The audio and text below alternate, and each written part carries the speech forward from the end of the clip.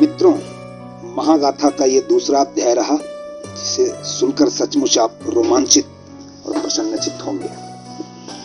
पिता के महल का वातावरण प्रवास से लौटे राजा के घर जैसा नहीं था। उससे मिलने आए मंत्रियों, सेनापतियों, अधिकारियों, कुटुंबियों और सेवकों की भीड़ वहां नहीं थी। उल्लास का खुला वातावरण भी नहीं था। मौन का तनाव कुछ अधिक कठोरता से व्याप्त था। देवव्रत तेज डगों से चलते हुए द्वारपाल तक आए। पिताजी के चरणों में मेरा प्रणाम निवेदित करो। चाहकर भी उनके मुख से चक्रवर्ती, सम्राट या राजा जैसा शब्द नहीं निकला था। उनका ममत्व अपने पिता के लिए आंदोलित था। चक्रवर्ती की चिंता उन्हें नहीं थी। युवराज द्वारपाल का स्वर अनुशासनबद्ध होकर आत्मीय था। चक्रवर्ती स्वस्थ नहीं है। देवव्रत का अनुमान ठीक ही था। वसुतः पिता स्वस्थ नहीं थे। द्वारपाल उनका प्रणाम निवेदित करने के लिए भीतर नहीं जा रहा था। संभवतः उसे ऐसा ही आदेश दिया गया था, किंतु वो उन्हें भीतर जाने से रोक भी नहीं रहा था। यदि पिता ने किसी के भी प्रवेश का निषेध किया है तो द्वारपाल का कर्तव्य है कि उन्हें भीतर जाने से रोके। यदि पिता ने ऐसा कोई आदेश नहीं दिया तो उसे चाहिए कि भीतर जाकर उनका प्रणाम निवेदित करे। पर देवव्रत की तर्क श्रृंखला यहीं रुक गई। उन्हें लगा कि द्वारपाल के मन में भी कुछ अस्पष्ट नहीं है। यहाँ सब कुछ अस्पष्ट है। ऐसी अस्पष्टता और द्वंद्व की स्थिति में बेचारा द्वारपाल भी क्या करेगा। यही न कि स्वयं भीतर जाने का साहस कर पाएगा और न उन्हें रोकने की धृष्टता। राज्यवैद्य को सूचना दी गई है क्या? नहीं। क्यों? संभवतः चक्रवर्ती का यही आदेश है। देवव्रत को सोचते हुए से खड़े रहे। अमात्य कहाँ हैं? सहसा उन्होंने पूछा।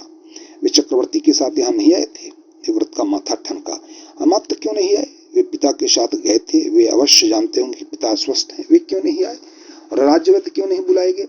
अनुमान से सब कुछ नहीं जाना जा सकता। पिता से साक्षात्कार करना ही होगा। देवव्रत ने कक्ष में प्रवेश किया। पिता थके हुए से या असहाय रोगी के समान नहीं लेटे थे। वे अपने पलंग पर औंधे मुंह पड़े थे। पहली दृष्टि में तो देवव्रत को लगा कि शायद पिता रो रहे हैं और स्वयं को संभालने के प्रयत्न में ही बिस्तर पर औंधे हो गए हैं। देवव्रत के पग पृथ्वी से चिपक से गए। कितने कष्ट में है पिता। हस्तिनापुर के चक्रवर्ती पुरुराज वीरवर शांतनु अपने कक्ष में अकेले पड़े असहाय से रो रहे हैं। मनुष्य कोई भी क्यों न हो, बलवान ज्ञानी चक्रवर्ती आखिर मनुष्य है। शरीर और मन के नियमों का दास। संस्कार के सुख दुख से मुक्ति नहीं है। शरीर और मन के नियमों का दास। तो फिर जीवन में वह सुख दुख मानता ही क्यों है? वह जीवन के को कार्यकरण के नियमों के अधीन क्यों नहीं समझता? जब वह सब अवश्यंभावी है तो अपने हाथ पैर पटकने से क्या लाभ? क्यों लपकता है मनुष्य लोभ और लाभ की ओर? क्या पा जाएगा वह उसमें? चक्रवर्ती शांतनु स्वयं अपनी इच्छा से सुख पाने के लिए मृग्या के लिए गए थे। क्या सुख मिला? बड़े हुए हाथ मृग के समान हाथ पैर पटक रहे हैं। कैसी पीड़ा है पिता को? कहीं आखेट में कोई गहरा घाव तो नहीं खा गए? पर नहीं, पिता शारीरिक घाव खाकर उसकी पीड़ा से रोने वाले में से नहीं है। और यदि वैसा होता तो अमात्य साथ आए होते और इस समय यहाँ वैद्य और शल्य चिकित्सक का जमघट लगा होता है। सहसा शांतनु ने करवट बदली और जैसे अपनी किसी भीतरी पीड़ा से विवश होकर उन्होंने अपने बक्ष पर 2-3 घूंसे लगाए, मानो किसी उठते हुए आवेग को दबा रहे हों। उनका गहरा निश्वास उनकी पीड़ा का भी प्रतीक था और उत्तेजना का भी। उन्होंने अपने समूचे शरीर को अकड़ाया और सारे संयम और नियंत्रण के बावजूद अपने दोनों टांगे उठाकर पलंग पर पटक दी। लगा वे अभी नियमित रूप से छटपटाते हुए हाथ पैर पटकने लगेंगे। तो पिता शारीरिक रूप से अस्वस्थ नहीं थे, देवव्रत ने सोचा। उनका मन उद्विग्न था, पर है तो उद्विग्नता भी रोग ही। पिताजी, देवव्रत ने आगे बढ़ पिता के चरण छुए। शांतनु ने उठकर पुत्र को गले से लगाया, न कोई आशीष दी। लोकाचार के अभ्यास की बाध्यता थी जैसे अपनी हथेली देवव्रत के सिर पर रख दी। देवव्रत ने देखा पिता के चेहरे पर पीड़ा के तनाव की स्पष्ट रेखाएं थी। एक लंबे प्रवास के बाद पुत्र को देखकर भी उनकी आंखों में वात्सल्य तो एक हल्का सा औपचारिक ह्रास भी नहीं उतरा था। विचित्र भाव थे पिता की आकृति पर। कभी ताप से दग्ध हुए निरीह जीव की पराजय, कभी उग्र मानसिकता के दिग्दाह करने की व्यग्र हिंसा। दोनों में से एक सी भाव कुछ अधिक क्षणों तक टिक नहीं पाता था। देवव्रत को लगा वे पिता से अपनी अवहेलना की शिकायत नहीं कर पाएंगे। इस प्रकार पीड़ा में तड़पता हुआ मनुष्य दूसरों की भावना का क्या सम्मान कर पाएगा? फिर देवव्रत ने तो बहुत पहले ही स्वयं को समझा लिया था कि वे अपने पिता से क्या, किसी से भी कोमलता और स्नेह की कोई अपेक्षा नहीं करेंगे। आप अस्वस्थ हैं पिताजी? शांतनु ने एक क्षण के लिए स्थिर दृष्टि से पुत्र की ओर देखा। देखा और फिर जैसे सयास अस्त व्यस्त उठ खड़े हुए। अपने उत्तरियों को ठीक करने की व्यस्तता में इधर उधर टहलते हुए उत्तर को टालते रहे। देवव्रत के मन में जिज्ञासा जगी, वे प्रश्न को टाल रहे हैं या स्वयं देवव्रत को ही टाल रहे हैं। और पिता की आंखों में थोड़ी थोड़ी देर के लिए उभरने वाला अपने प्रति उपलाप का वह हल्का सा आभास। पर उपलाप का कारण? अस्वस्थ नहीं हो पुत्र, शांतनु अपना मन कुछ स्थिर करके बोले। चिंतित हूं, चिंता से पीड़ित हूं, चिंता की चिता का दाह सह रहा हूं। देवव्रत के मन में आया, कहें पिताजी आप उद्भ्रांत लगते हैं, आपका आचरण। पर देवव्रत ने कुछ कहा नहीं। राज्यवैद्य को सूचना क्यों नहीं दी गई पिताजी? कोई लाभ नहीं। कारण जान सकता हूं? देवव्रत का स्वर अत्यंत विनीत था। मुझे रोग नहीं, क्षोभ है। मेरी चिंता का समाधान वैद्य के पास नहीं है। चक्रवर्ती सम्राटों को भी चिंताएं होती हैं क्या? देवव्रत को लगा अपने मन से पूछा गया प्रश्न असावधानीवश उनके मुख से सशब्द निकल गया था, पर प्रश्न का दूसरा भाग उन्होंने अपने मन में ही रोक लिया था। चिंताओं को दूर नहीं कर सकते तो यह साम्राज्य फिर किस काम का है? शांतनु ने पुत्र को नए सिरे से देखा। वह देवव्रत अनेक बार क्षत्रिय राजपुत्रों के समान नहीं, वनवासी बैरागियों के समान बातें करने लगता है। वनवासी ऋषियों के सानिध्य में बिताया गया उसका आरंभिक जीवन इसे राजपुत्रों की मानसिकता नहीं दे पाया है। शांतनु को पहले इसका आभास हुआ होता तो वह पुत्र को आश्रमों में छोड़ने के स्थान पर आचार्यों को ही राजमहल में बुला लेते। न चाहते हुए भी वनवासी के विरुद्ध उनका आक्रोश हानि पा ही गया था। चक्रवर्ती सम्राट को ही तो चिंताएं होती है पुत्र, कंगले वनवासियों के पास ऐसा होता ही क्या है जिसकी वे चिंता करें? अभाव की चिंता भी चिंता होती है पिताजी, देवव्रत सहज भाव से बोले। वरन वह असुविधा भी होती है, पर अधिकांश कथ्य शब्दों के असहयोग के कारण उनके मन में भी रह गया। यदि साम्राज्यों के साथ चिंताएं ही जुड़ी है तो इतनी ललक से व्यक्ति साम्राज्य स्थापित करने के लिए लपकता ही क्यों है? क्या मनुष्य इतनी सी बात नहीं समझता कि उसका स्वार्थ किसमें है, उसे किसे ग्रहण करना है, किसका त्याग? यदि साम्राज्य चिंताओं का घर है तो मनुष्य को चाहिए कि वो उसे त्याग दे। होगी। शांतनु ने उनकी बात पर अधिक ध्यान नहीं दिया। वे अपनी चिंता में कहीं और गहरे उतर गए थे। जाने क्यों गंगा ने मेरे 7 पुत्रों को जीवन मुक्त कर दिया। पिता जब भी इस घटना की ओर संकेत करते हैं, देवव्रत समझ नहीं पाते कि उसके मन में पत्नी की स्मृति जागी है या पुत्रों की। 7 पुत्रों को जीवन मुक्त करने वाले के लिए जो भाव पिता के मन में होना चाहिए था, उसका लेस मात्र भी शांतनु के मन में नहीं था। कदाचित उन सारी हृदय विदायक घटनाओं के बाद भी आज तक उन्हें अपनी पत्नी के रूप की स्मृति मुग्ध करती थी।